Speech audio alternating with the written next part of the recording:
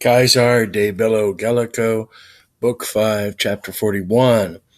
Then we look for the verb. We have the subject phrase here.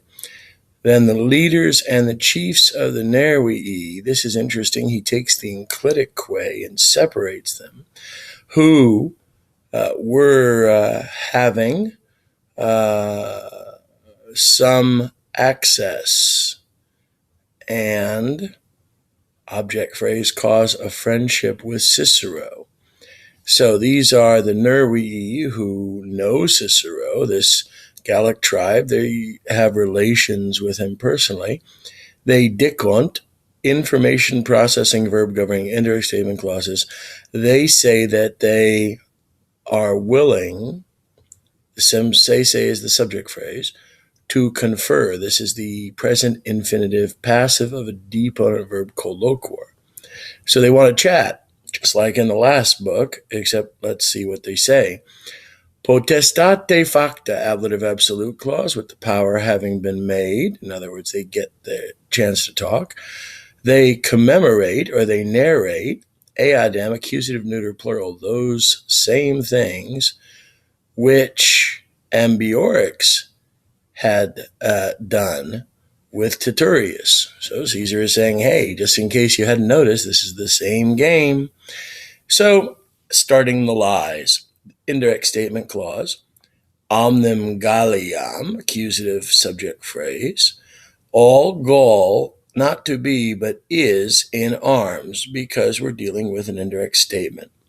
Therefore, and even more than all Gaul is being really ready to beat up on the Romans, more indirect statement clause, transisse, have crossed.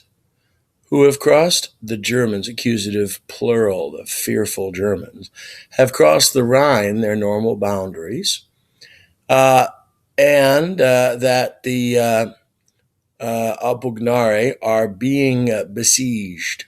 What's being besieged? Neuter plural, hiberna, the winter quarters of Caesar and of the rest of the Roman army are being besieged in their various locations. And they add also, and they said, if it's not so bad, this isn't bad enough. Well, let me tell you about a little truth mixed into the lie about the death of Sabinus. Oh, so Cicero is getting some stuff. They ostentatious, same idea. They boast of Ambiorix.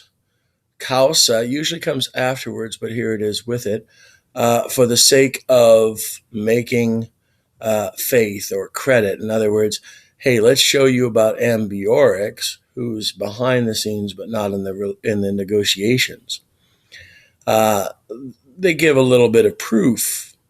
They say, indirect statement clause, that they make a mistake, they would be the Romans, if sperent, they hope, probably subjunctive because it's subordinate to indirect statement clause, hope for anything of protection from those who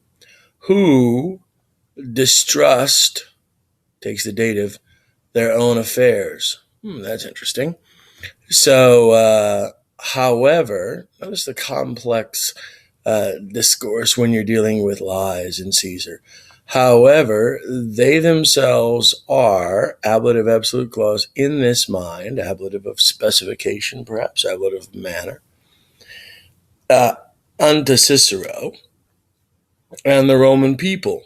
So, in other words, if they, you make a mistake if you're hoping for any protection, for those guys, from those who distrust from any of their own affairs. However, we'll talk about that in class. They say to the Cicero, we've got this mind that, we're not going to refuse, we're going to refuse nothing for you because we're such good friends, except your protection, except your winter quarters. So come out of the camp, we'll take care of you.